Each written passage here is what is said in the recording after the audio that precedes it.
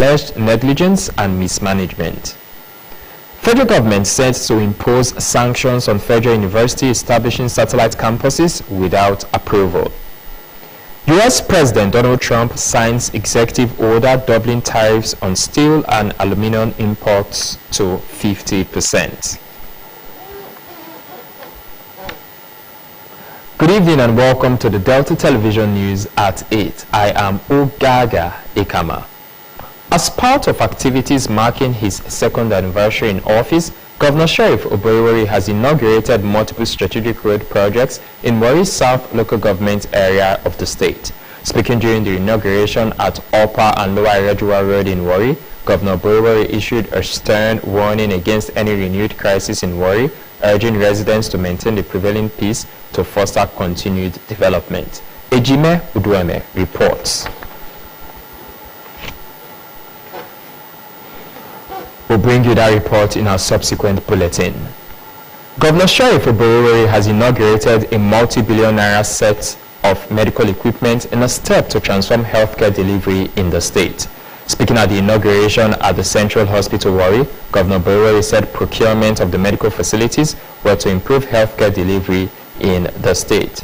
Again, Ejime Udueme's report will be brought to you in our subsequent bulletin.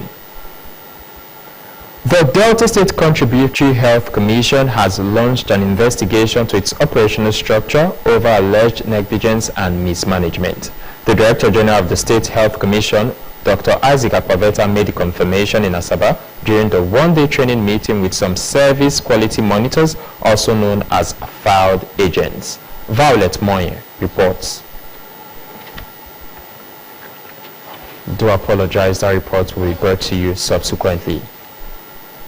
The First Lady Senator Oluremi Tinubu has called development partners from private sector players, non-governmental organizations, NGOs, and academic institutions to commit their resources, expertise, and innovation to the national campaign for the elimination of cervical cancer.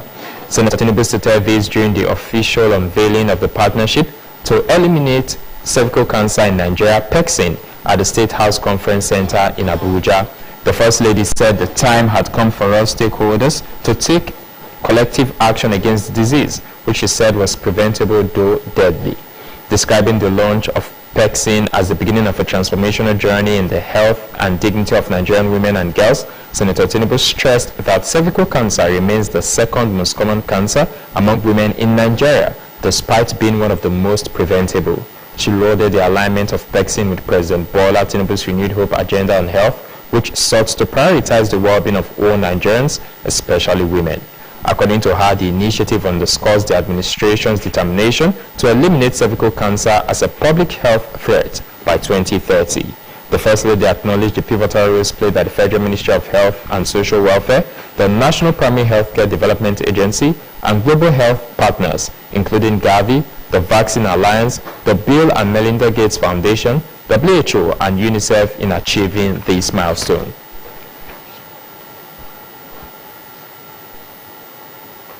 An outbreak of diphtheria has been confirmed in Edo State, resulting in 2 fatalities.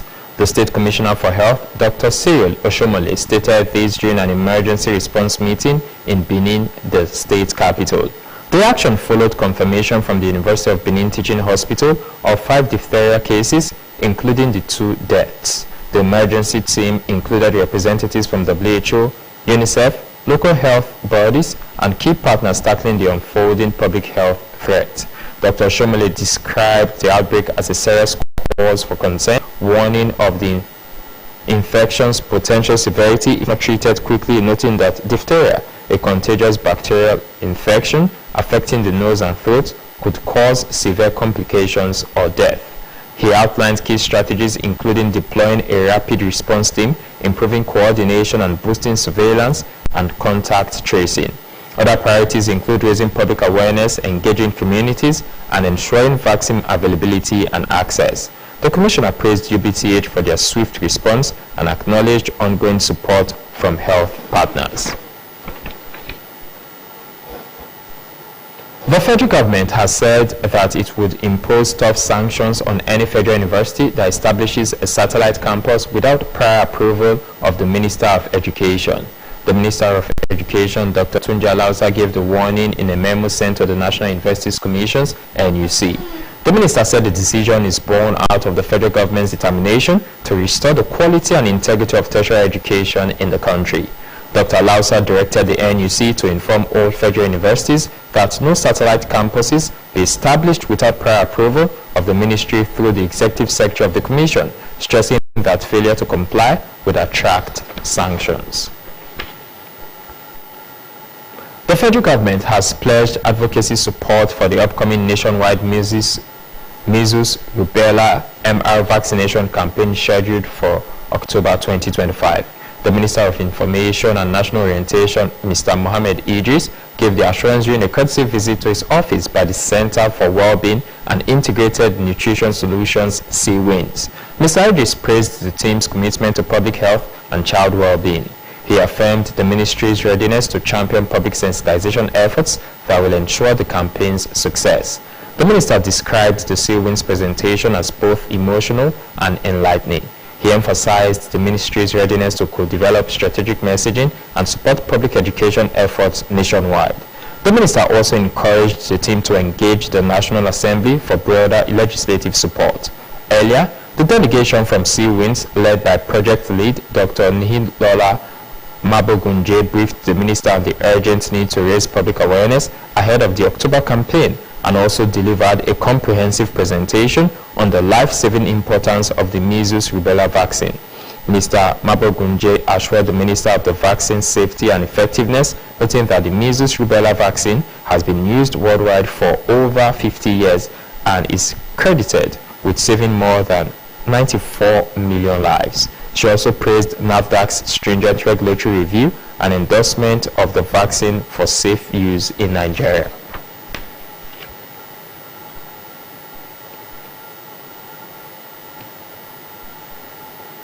The Controller General of Nigeria Correctional Service, NCOS Corrections, Mr. Sylvester Wankuche, has directed all zonal coordinators, state command controllers, and heads of training institutions to secure all custodial facilities or face strict consequences.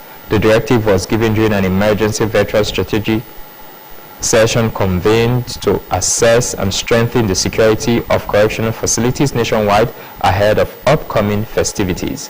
In a statement signed by the NCOS spokesperson Umar Abubakar, stressed the importance of proactive measures to prevent potential breaches, warning that complacency would not be tolerated. According to the statement, the session also served as a platform for senior officers to raise concerns, present progress reports, and receive feedback. The CGC applauded commendable efforts. He was unequivocal in calling for greater innovation, vigilance, and responsibility across the board. The Federal Road Safety Corps, FRSC, has commenced a nationwide special patrol operation in preparation for the Eid al-Kabir celebrations. The operation, which runs from June 5 to June 11, aims to ensure road safety and manage traffic flow during the festive period. In a statement signed by Corps spokesman Olusegun Ogunbemide, said over 36,000 personnel, including regular and special marshals, will be deployed across the country.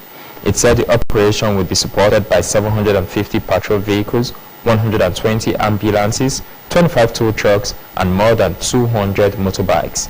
The statement noted that the Corps Marshal, Shehu Mohammed, disclosed that the special patrol is designed to facilitate free vehicular movement, enable prompt rescue operations, and promptly clear road obstructions.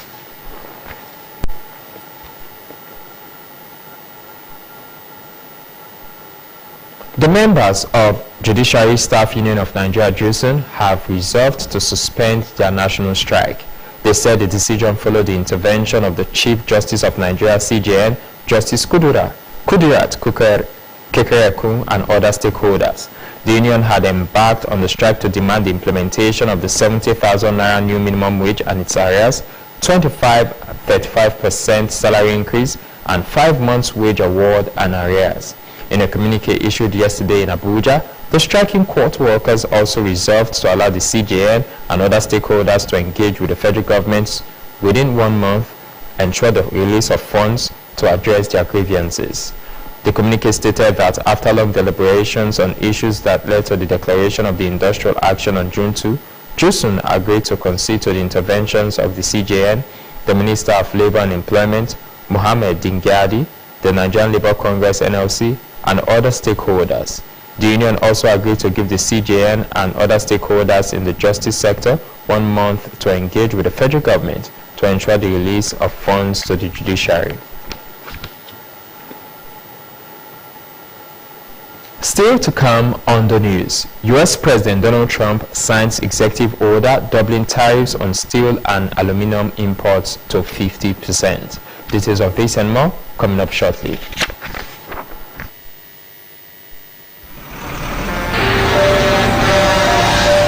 If tanker wey carry fuel fall or pipe wey carry fuel for underground burst, wetin you go do? You go begin bail fuel put for your bucket, or you go run comot far for where the fire go soon come. Na only small time you get to take this wise decision. Waka comot, no, that one no dey enough. Shift, no, that one no dey enough. Stay there dey gist and take pictures with your phone. That na madness. Run, yes, run comot. Yes, your life depend on wetin you do. The fire go come at once and you no go fit control am. Why? Petrol dey catch fire easily. Why? Na just small spark go start big fire. So no stay there dey think. Run comot quick to save your life. No throw away your life away because of say you wan pack petrol. Take this advice.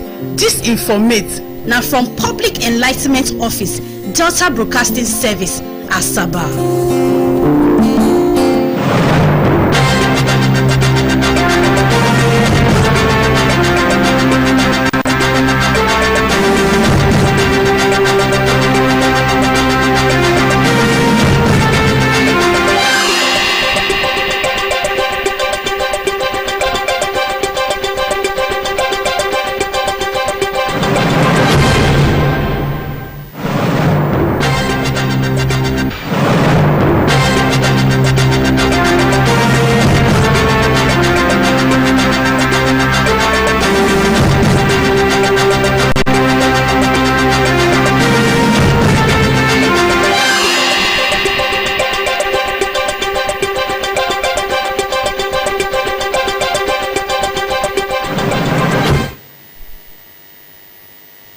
Welcome back. Thank you for staying with us on the news.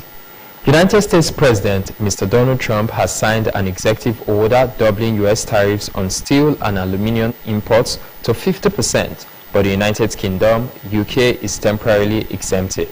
The order signed by President Trump raises import taxes for US-based firms buying from other countries from today, but the levy remains at 25% for British firms. The order depends on the UK and US tariff deal signed last month, which would see steel and aluminum levies axed. The agreement is yet to come into force, meaning UK steel exporters face tariffs until then and could face a higher amount if the pact falters. The UK government said it was committed to protecting British business and jobs, but the Conservatives call the order a fresh tariff blow. The Canadian government has proposed a bill to restrict some asylum claims and give authorities more power to halt the processing of immigration applications. Canada's Immigration Minister Leonard Diab said the Strong Borders Act was meant to curb organized crime and the flow of illegal drugs and weapons while boosting the integrity of the country's immigration system. It includes provisions that would give police more power to monitor Canada's shared border with the US. It could also bar those who had been in Canada for more than a year from filing a claim for asylum. As critics said, the bill, which sought to expand the authorities' ability to open and inspect mail, would breach civil liberties. The proposed legislation comes amid increasing pressure on Canada, which had historically been open to newcomers, to restrict immigration as the country deals with strained public services and a housing crisis. The South Korea's new president, Mr. Lee Jae-myung, has secured a stunning victory, but his honeymoon will barely last the day. The former opposition leader was not getting to enjoy the 2-month transition period usually afforded to new leaders, so they can build their team and nail down their vision for the country. He's entering office immediately to fill the hole left by the impeachment of the former president, Mr. Yonyo, who last December tried and failed to bring the country under martial law. In electing Mr. Lee with over 50% of the vote, South Koreans had rejected the military dictatorship that was almost forced upon them. Mr. Lee campaigned on the promise that he would strengthen South Korea's democracy and unite the country after a divisive and tumultuous 6 months. Governor Sheriff Oborevwori has inaugurated a multi-billion naira set of medical equipment in a step to transform healthcare delivery in the state. Speaking at the inauguration at the Central Hospital Warri, Governor Oborevwori said procurement of the medical facilities were to improve healthcare delivery in the state. Ejime Udoeme reports.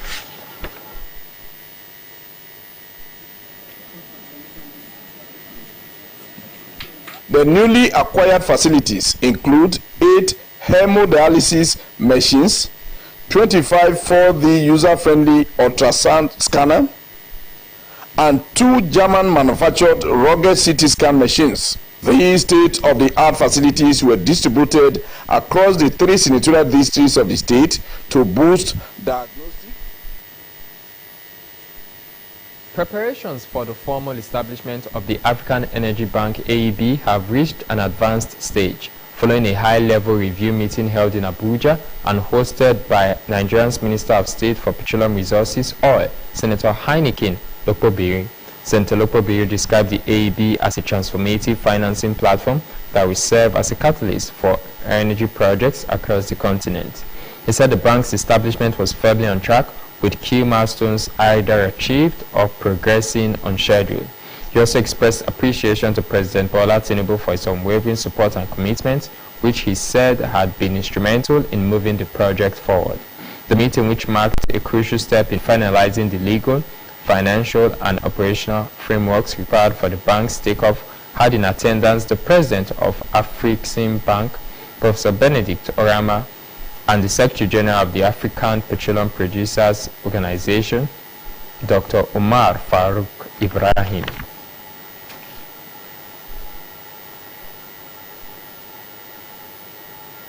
The Delta State Sports Commission has inaugurated the State Athletics Association with a call on the new executive members to develop and implement comprehensive grassroots programs aimed at identifying and grooming young talents that will become future champions.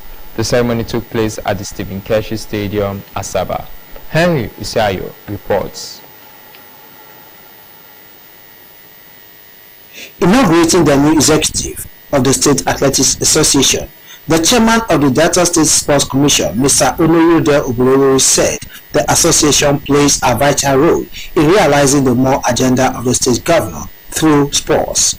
Mr. Oloride, represented by the acting director general of the commission, Mrs. Emobo Egalisi, noted that the responsibilities of the new executive will include to develop and implement comprehensive grassroots programs, organize and managing high-quality athletic competition, strengthen the capacity of coaches and technical officials, including leveraging on technology and innovation to improve communication, among others. He assured the association of all the necessary support needed to discharge their duties and expressed confidence on the leadership of the association to bring their expertise, dedication, and passion to pilot the association affairs.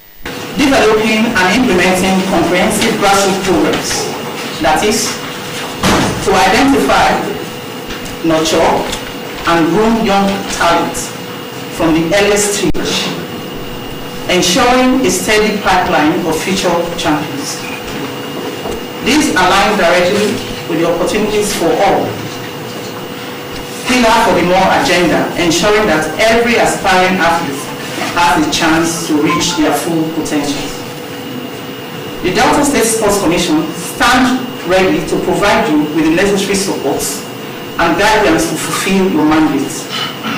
We believe in your ability to inspire a new generation of athletes, elevate the standard of athletics in our states, and bring pride and glory to our people. In his remarks following the inauguration, The chairman of the State Athletic Association, Sir Ichiako Ikpoku, assured that the new executive will hit the ground running and take athletics in the state to an enviable height, as Delta State remains the hub of sports, which has been displayed through consecutive victory at the National Sports Festival, as well as producing athletes who have made the nation proud.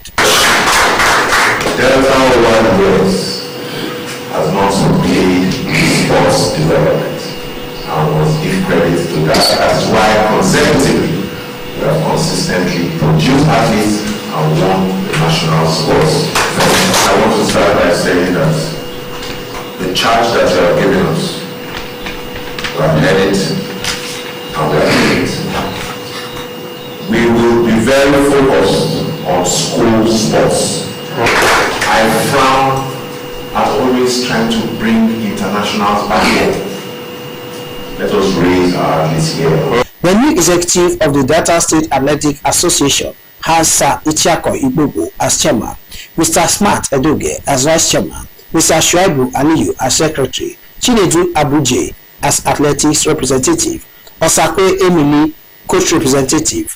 Others are Oba Joyce Orenetega representing Nawis, Gospel Odede and Abodono. Henry Usiayu reporting. The maiden edition of the Asaba International Marathon Race has been described as an avenue to promote sports development at the grassroots. The Azagba of Asaba, Professor Epiphany Azinge, stated this while briefing the press in his palace in Asaba. Professor Azinge said the international race is anticipated to boost local economy and announced the hospitality of the Asaba people, among other things. Bridget Agetu has details. The Asaba of Asaba, Professor Epiphany Azege, said the international marathon race is anticipated to boost local economy and announced the hospitality of the Asaba people, among other things.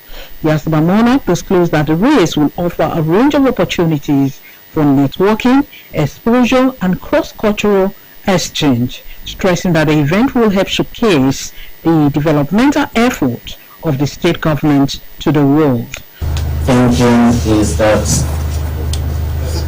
there may not be better ways of branding and rebranding Asaba than through sports. And this is one of them, Asaba International Road Race. Beyond the economic fallouts lies a major branding globally of the name of Asaba, and that is one that we're not prepared to compromise. The consultant of the Asaba International Marathon Road Race, Dr. Moses Wanze, noted that the aim of the event was to promote sport development, tourism, and community involvement. He announced that about 40,000 athletes from both local and foreign countries are expected to participate in the event. Dr. Wanze said the 100-kilometer road race will commence from Stephen Keshi Stadium to St. Patrick College, Asaba, Summit Road, Mariam Babangida Road, through Okpanam Road, and round up at the Cenotaph. The consultant, who is also a member of the planning committee, highlighted the various cash prizes that will be given to both male and female athletes from Nigeria, Asaba indigenes, and international athletes. The celebration will also be used to mark the first year anniversary of Professor Epiphany Azege as the 14th Asaba of Asaba. One of the major appeal for runners, athletes to participate in events all over the world, aside from people who run for fun, is usually the prize money.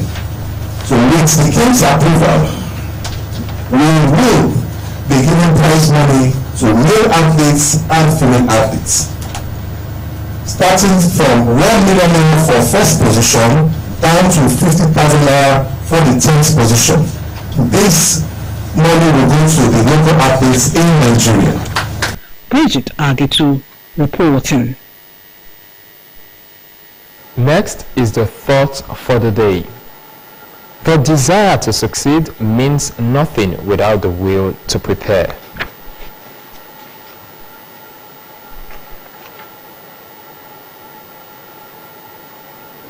To end the news, here again are the main points. Governor Sheriff Oborevwori has inaugurated a multi-billion naira set of medical equipment in a step to transform healthcare delivery in the state. Speaking at the inauguration at the Central Hospital Warri, Governor Oborevwori said procurement of the medical facilities were to improve healthcare delivery in the state. As part of activities marking his second anniversary in office, Governor Sheriff Oborevwori has inaugurated multiple strategic road projects in Warri South local government area of the state. Speaking during the inauguration at Upper and Lower Eredua Road in Warri, Governor Oborevwori issued a stern warning against any renewed crisis in Warri, urging residents to maintain the prevailing peace to foster continued development. The federal government has said it would impose tough sanctions on any federal university that establishes a satellite campus without prior approval of the Minister of Education. And abroad, U.S. President Donald Trump signs executive order doubling tariffs on steel and aluminum imports to 50%. That's the news. Many thanks for watching. I am Ogaga Ikama. Good evening.